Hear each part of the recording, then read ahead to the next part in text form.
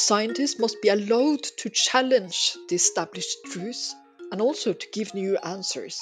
But freedom must be balanced by responsibilities. The scientists today cannot just hunker down in the laboratory oblivious to what's going on in the non-scientific world. You can't escape the context in which you're exercising your freedom.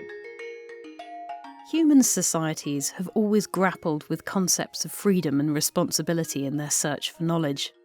But as societies evolve, so do their perspectives, and our world is changing more rapidly than ever. The past few decades have brought social and technological developments that have changed the way science is practiced and shared around the world, from social media to artificial intelligence. And while these have the potential to bring huge benefits to science, they also come with new responsibilities. At the same time, we are living through unprecedented levels of mis- and disinformation. Attacks and harassment against scientists are on the rise globally, and political tensions, conflicts, and discrimination threaten scientific freedoms around the world.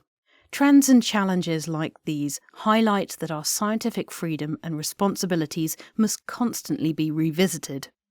The International Science Council, the ISC, is committed to raising awareness and promoting thought around these issues. The ISC is the largest international non-governmental science organisation of its kind, working globally to advance science and provide scientific expertise, advice and influence on major issues concerning science and society. In this podcast series, we'll be exploring contemporary perspectives on the free and responsible practice of science in the early 21st century and the challenges science faces. I'm Marnie Chesterton.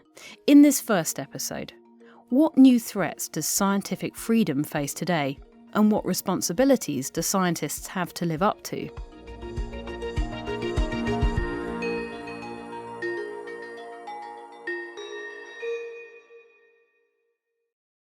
The ISC's vision is to advance science as a global public good. Science should be of benefit to all citizens of the world.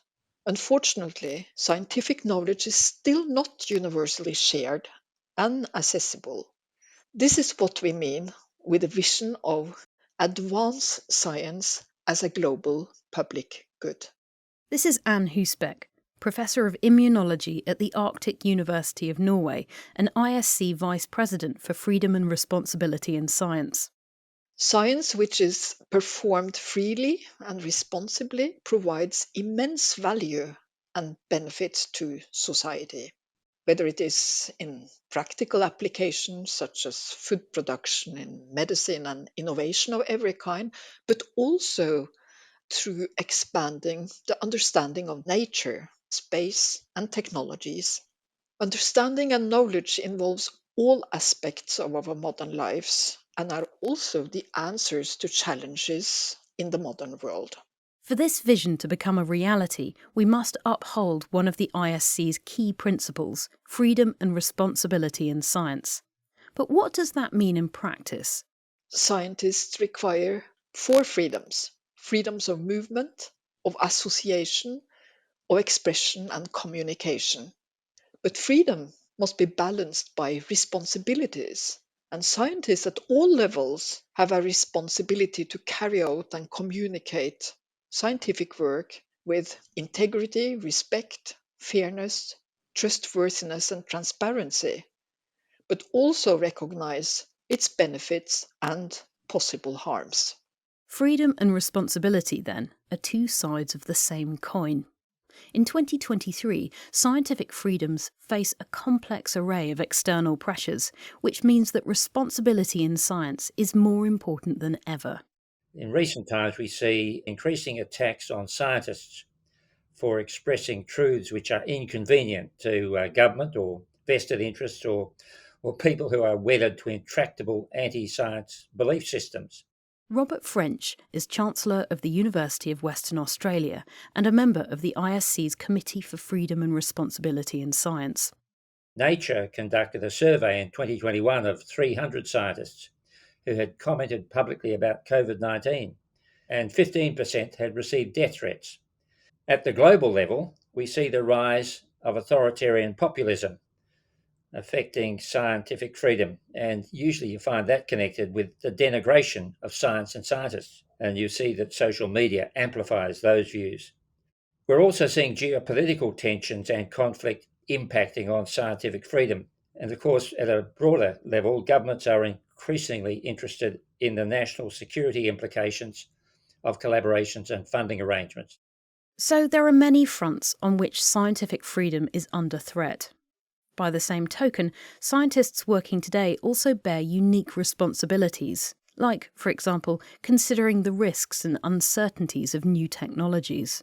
Obvious examples are the growth of and development of artificial intelligence, and in the life sciences, heritable human genome editing using CRISPR technology. And that involves the alteration of a genetic material in a living person in a way that can be transmitted to that person's descendants to prevent serious disease and when no reasonable alternative exists. But you're bringing in criteria which are contestable and evaluative. And I think the debate has to be had and scientists have to participate in it. One further area of, I think, enhanced responsibility is teaching science and enhancing scientific literacy. Because where you have ignorance of science or scientific illiteracy, you have a space which is too readily filled by what I call the snake oil salesman of anti-science. Given these varied and complex challenges, how can we protect scientific freedoms and uphold scientific responsibilities in the 21st century?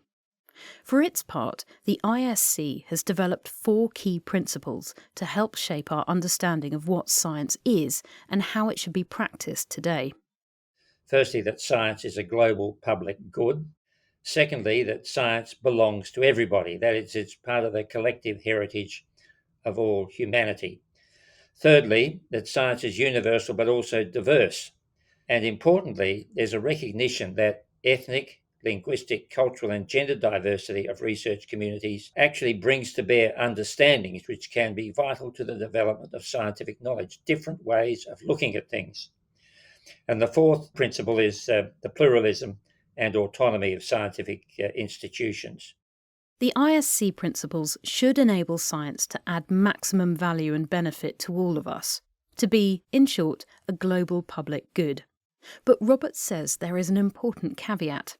It's important to bear in mind that the reciprocal relationship between science and society must not be translated into a requirement that all scientific research be demonstrated a priori to be capable of translation into concrete societal benefits.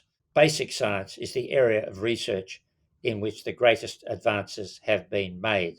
And there are cultural and geographical perspectives to consider here too. We have to accept that some of the perspectives reflected in my responses will not necessarily be shared in full measure in some parts of the world, and in some cases may be taken in some political systems to represent, quote, Western values, unquote. So the global engagement of science has to be sensitive while maintaining fundamental principles. The ISC is dedicated to ensuring freedom and responsibility through the work of its committee and in everything it does. And to give Anne Husebekk the final word, this is something that needs to be constantly reappraised. I think the awareness of freedom and responsibility in science can never be stopped. But in everything we do, we look to the global scientific community to listen and to learn about freedoms and responsibilities to ensure that science has a place in the society with the value for everyone.